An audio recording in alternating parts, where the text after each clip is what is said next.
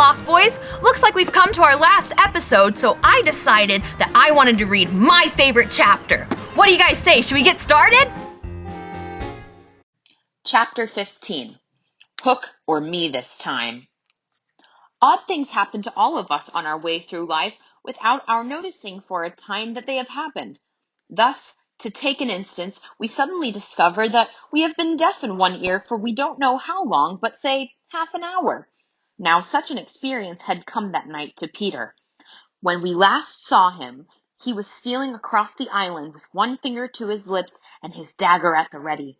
He had seen the crocodile pass by without noticing anything peculiar about it, but by and by he remembered that it had not been ticking. At first he thought this eerie, but soon concluded rightly that the clock had run down. Without giving a thought to what might be the feelings of a fellow creature thus abruptly deprived of its closest companion, Peter began to consider how he could turn the catastrophe to his own use, and he decided to tick, so that wild beasts should believe he was the crocodile and let him pass unmolested. He ticked superbly, but with one unforeseen result. The crocodile was among those who heard the sound, and it followed him, though whether with the purpose of regaining what it had lost, or merely as a friend under the belief that it was ticking again itself, will never be certainly known, for, like people to a fixed idea, it was a stupid beast. Peter reached the shore without mishap, and went straight on, his legs encountering the water as if quite unaware that they had entered a new element. Thus many animals pass from land to water, but no other human of whom I know. As he swam, he had but one thought: Hook or me this time. He had ticked so long that he now went on ticking without knowing that he was doing it. Had he known, he would have stopped, for to board the brig by help of the tick, though an ingenious idea, had not occurred to him. On the contrary, he thought he had scaled her side as noiseless as a mouse, and he was amazed to see the pirates cowering for him, with Hook in their midst as abject as if he had heard the crocodile. The crocodile! No sooner did Peter remember that he heard the ticking. At first he thought the sound did come from the crocodile, and he looked behind him swiftly. Then he realized that he was doing it himself, and in a flash he understood the situation. How clever of me, he thought at once, and signed to the boys not to burst out into applause. It was at this moment that Ed Tainted, the quartermaster, emerged from the forecastle and came along the deck. Now, reader, time what happened by your watch. Peter struck true and deep. John clapped his hands on the ill-fated pirate's mouth to stifle the dying groan. He fell forward. 4 boys caught him to prevent the thud. Peter gave the signal, and the carrion was cast overboard. There was a splash and then silence. How long has it taken? 1, Slightly had begun to count. Not too soon. Peter, every inch of him on tiptoe, vanished into the cabin, for more than one pirate was screwing up his courage to look around. They could hear each other's distressed breathing now, which showed them that the more terrible sound had passed. "It's gone, Captain," said Smee, wiping off his spectacles. "All still again." Slowly Hook let his head emerge from his ruff, and listened so intently that he could have caught the echo of the tick. There was not a sound, and he drew himself up firmly to his full height. "Then here's to Johnny Plank!" he cried brazenly, hating the boys more than ever because they had seen him unbend. He broke into the villainous ditty. Yo ho, the frisky Plank, you walks along it so, till it goes down and you goes down to Davy Jones below. To terrorize the prisoners more, though with a certain loss of dignity, he danced along the imaginary plank, grimacing at them as he sang, and when he finished he cried, "Do you want a touch of the cat before you walk the plank?" At that they fell on their knees. "No, no!" they cried so piteously that every pirate smiled. "Fetch the cat, Jukes," Hook said. "It's in the cabin." The cabin! Peter was in the cabin! The children gazed at each other. "Aye, aye," said Jukes blithely, and he strode into the cabin.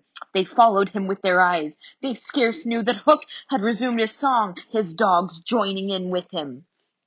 Yo ho, the scratching cat, its tails are 9, you know, and when they're writ upon your back, What was the last line will never be known, for of a sudden the song was stayed by a dreadful screech from the cabin. It wailed through the ship and died away. Then was heard a crowing sound which was well understood by the boys, but to the pirates was almost more eerie than the screech. "What was that?" cried Hook. The Italian Cecco hesitated for a moment and then swung into the cabin. He tottered out haggard. "What is the matter with Bill Jukes, you dog?" hissed Hook, towering over him. "The matter with him is he's dead, stabbed," replied Cecco in a hollow voice. "Bill Jukes dead!" cried the startled pirates. "The cabin's as black as a pit," Cecco said, almost gibbering, "but there's something terrible in there, the thing you heard crowing." The exultation of the boys, the lowering looks of the pirate, both were seen by Hook. "Cecco," he said in a most steely voice, "go back and fetch me out that doodle-doo." Cecco, bravest of the brave, cowered before his captain, crying, "No, no!" But Hook was purring to his claw. "Did you say you would go, Cecco?" he said musingly. Cecco went, first flinging his arms despairingly. There was no more singing. All listened now, and again came a death screech, and again a crow. No one spoke except slightly. "3," he said. Hook rallied his dogs with a gesture. "Death and odds fish!" he thundered. "Who is to bring me out that doodle-doo?" "Wait till Cecco comes out," growled Starkey, and the others took up the cry. "I think I heard you volunteer, Starkey," said Hook, purring again. "No, by thunder!" Starkey cried. "My Hook thinks you did," said Hook, crossing to him. "I wonder if it would not be advisable, Starkey, to humour the Hook." "I'll swing before I go in there," replied Starkey doggedly, and again he had the support of the crew. "Is it mutiny?" asked Hook more pleasantly than ever. "Starkey's ringleader." "Captain, mercy!" Starkey whimpered, all of a tremble now. "Shake hands, Starkey," said Hook, proffering his claw. Starkey looked round for help, but all deserted him. As he backed up, Hook advanced, and now the red spark was in his eye. With a despairing scream, the pirate leapt upon Long Tom and precipitated himself into the sea. "4," said Slightly. "And now," Hook said courteously, "did any other gentleman say mutiny?" Seizing a lantern and raising his claw with a menacing gesture. "I'll bring out that doodle-doo myself," he said, and sped into the cabin. 5, how Slightly longed to say it. He wetted his lips to be ready, but Hook came out staggering without his lantern. "Something blew out the light," he said a little unsteadily. "Something?" echoed Mullins. "What of Cecco?" demanded Noodler. "He's as dead as Jukes," Hook said shortly. His reluctance to return to the cabin impressed them all unfavorably, and the mutinous sounds again broke forth. All pirates are superstitious, and Cookson cried, "They do say the surest sign a ship's accursed is when there's one on board more than there can be accounted for." "I've heard," muttered Mullins, "he always boards the pirate craft last. Had he a tail, Captain?" "They say," said another, looking viciously at Hook, "that when he comes it's in the likeness of the wickedest man aboard." "Had he a hook, Captain?" asked Cookson instantly, and one after another took up the cry, "The ship's doomed!" At this the children could not resist raising a cheer. Hook had well nigh forgotten his prisoners, but he swung round on them now, and his face lit up again. "Lads," he cried to his crew, "now here's a notion. Open the cabin door and drive them in. Let them fight the doodle-doo for their lives. If they kill him, we are so much the better, and if he kills them, we are none the worse." For the last time his dogs admired Hook, and devotedly they did his bidding. The boys, pretending to struggle, were pushed into the cabin, and the door was closed on them. "Now, listen," cried Hook, and all listened. But not one dared to face the door. Yes, one. Wendy, who all this time had been bound to the mast. It was for neither a scream nor a crow she was watching. It was for the reappearance of Peter. She had not long to wait. In the cabin, he found the thing for which he had gone in search, the key that would free the children of their manacles. And now they all stole forth, armed with such weapons as they could find. First signing them to hide, Peter cut Wendy's bonds.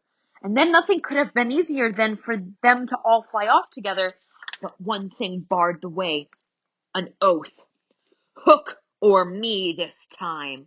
So when he had freed Wendy, he whispered for her to conceal herself with the others, and himself took her place by the mast, her cloak around him so that he should pass for her. Then he took a great breath and crowed. To the pirates it was a voice crying that all the boys lay slain in the cabin, and they were panic-stricken. Hook tried to hearten them, but like the dogs he had made them, they showed him their fangs, and he knew that if he took his eyes off them now, they would leap at him. Lads, he said, ready to cajole or strike as need be, but never quailing for an instant, I've thought it out. There's a Jonah on board. Aye, they snarled. It's a man with a hook. No, lads, no, it's the girl. Never was luck on a pirate ship with a woman aboard. We'll right the ship when she's gone. Some of them remembered that this had been a saying of Flint's. It's worth trying, they said doubtfully. Fling the girl overboard, cried Hook, and they made a rush at the figure in the cloak. There's none can save you now, missy, Mullins hissed jeeringly. There's one, replied a figure. Who's that? Peter Pan the Avenger! Came the terrible answer, and as he spoke, Peter flung off his cloak.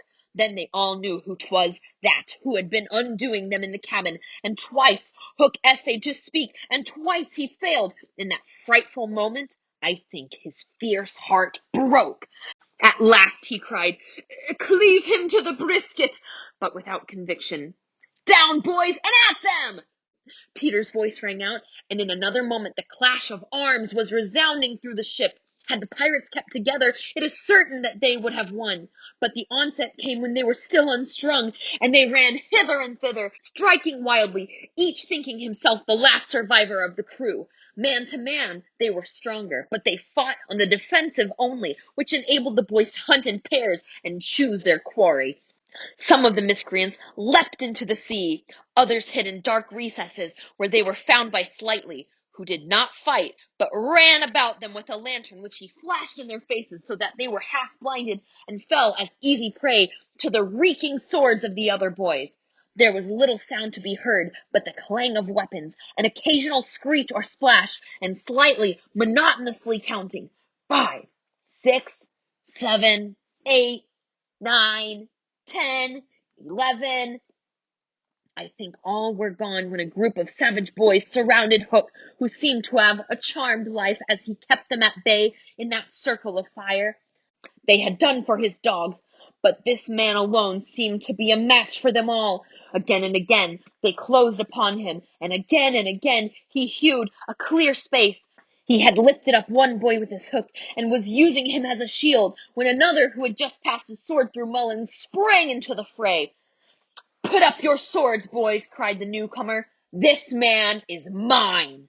Thus suddenly Hook found himself face to face with Peter. The others drew back and formed a ring around them. For long the two enemies looked at one another, Hook shuddering slightly, and Peter with a strange smile upon his face. So, Pan, said Hook at last, this is all your doing. Aye, James Hook, came the stern answer, it is all my doing. Proud and insolent youth, said Hook, prepare to meet thy doom. Dark and sinister man, Peter answered, have at thee. Without more words they fell to, and for a space there was no advantage to either blade. Peter was a superb swordsman, and parried with dazzling rapidity. Ever and anon he followed up a feint with a lunge that got past his foe's defense, but his shorter reach stood him an ill stead, and he could not drive the steel home. Hook, scarcely his inferior in brilliancy, but not quite so nimble in wrist play, forced him back by the weight of his onset, hoping suddenly to end all with a favorite thrust, taught him long ago by Barbecue at Rio. But, to his astonishment, he found this thrust turned aside again and again. Then he sought to close and give the quietus with his iron hook, which all this time had been pawing the air, but Peter doubled under it, and lunging fiercely, pierced him in the ribs. At the sight of his own blood, whose peculiar color, you remember, was offensive to him, the sword fell from Hook's hand, and he was at Peter's mercy. "Now!" cried all the boys, but with a magnificent gesture Peter invited his opponent to pick up his sword. Hook did so instantly, but with a tragic feeling that Peter was showing him good form. Hitherto he had thought it was some fiend fighting him, but darker suspicions assailed him now. "Pan, who and what art thou?" he cried huskily. "I am youth, I am joy," Peter answered at venture. "I'm a little bird that has broken out of the egg." Of course, it was nonsense, but it was proof to the unhappy Hook that Peter did not know in the least who or what he was, which is the very pinnacle of good form. "Taught again!" he cried despairingly. He fought now like a human flail, and every sweep of that terrible sword would have severed in twain any man or boy who obstructed it. But Peter fluttered around him, as if every wind it made blew him out of the danger zone. And again he darted in and pricked. Hook was fighting now without hope. That passionate breast no longer asked for life, but for one boon it craved, to see Peter show bad form before it was cold forever. Abandoning the fight, he rushed into the powder magazine and fired it. "In 2 minutes," he cried, "this ship will be blown to pieces." Now, he thought, true form will show. But Peter issued from the powder magazine with the shell in his hands and calmly flung it overboard. What sort of form was Hook himself showing? Misguided man though he was, we may be glad, without sympathizing with him, that in the end he was true to the traditions of his people. The other boys were flying around him now, flouting, scornful, and he staggered about the deck, striking up at them impotently, his mind no longer with them. It was slouching in the playing fields of long ago, or being sent up to the headmaster for good, or watching the wall game from a famous wall. And his shoes were right, and his waistcoat was right, and his tie was right, and his socks were right. James Hook, thou not wholly unheroic figure, farewell, for we have come to his last moment. Seeing Peter slowly advancing upon him through the air, with dagger poised, he sprang upon the bulwarks to cast himself into the sea. He did not know that the crocodile was waiting for him, for we purposely stopped the clock that his knowledge might be spared him a little mark of respect from us at the end. He had one last triumph, which I think we need not grudge him. As he stood on the bulwark, looking over his shoulder at Peter gliding through the air, he invited him with a gesture to use his foot. It made Peter kick instead of stab. At last, Hook had got the boon for which he craved. "Bad form!" he cried jeeringly, and went content to the crocodile. Thus perished James Hook. 17! Slightly sang out, but he was not quite correct in his figures. 15 paid the penalty for their crimes that night, but 2 treaded the shore. Starkey to be captured by the islanders, who made him a nurse for all their children, a melancholy come down for a pirate, and Smee, who henceforth wandered about the world in his spectacles, making a precarious living by saying that he was the only man that Joss Hook had feared. Wendy, of course, had stood by, taking no part in the fight, though watching Peter with glistening eyes. But now that was all over, because she became prominent again. She praised them equally, and shuddered delightfully when Michael showed her the place where he had killed one. And then she took them into Hook's cabin and pointed to his watch, which was hanging on a nail. It said 1:30. The lateness of the hour was almost the biggest thing of all. She got them to bed in the pirates' bunks pretty quickly, you may be sure, all but Peter, who strutted up and down on the deck until at last he fell asleep by the side of the Long Tom. He had one of his dreams that night, and he cried in his sleep for a long time, and Wendy held him tightly. Hey, Lost Boys! Who's ready to learn the end of I Won't Grow Up? Now first, we're going to review parts 1 and 2 that we've already learned before we move on to part 3, okay? So let's remember, the first part is, I won't grow up, I don't want to go to school, just to learn to be a parrot and recite a silly rule. And then part 2 was, if growing up means it would be beneath my dignity to climb a tree. And then here's the new ending, okay? I'll never grow up, never grow up, never grow up. Not me. Huh. All right, now let's try it with music. Now remember, I'm going to point to you when it's your turn to dance. Let's try it together. I won't grow up. I don't want to go to school. Just to learn to be a parrot and recite a silly rule. Together, if growing up means it would be beneath my dignity to climb a tree, I'll never grow up, never grow up, never grow up. Not me. Huh. And then on the ending, you can do whatever kind of pose you want. You don't have to do this, you can do this, you can do this, anything you want. Great job, you guys. You've now learned all 3 parts to I Won't Grow Up. Now, you guys have been watching me dance all week, but now I want to see you dance. So post your videos online with the hashtag #DanceLikeALostBoy, and I'll pick my 2 favorite videos to repost, and those 2 winners will get free tickets to Peter Pan at Playhouse on the Square in November.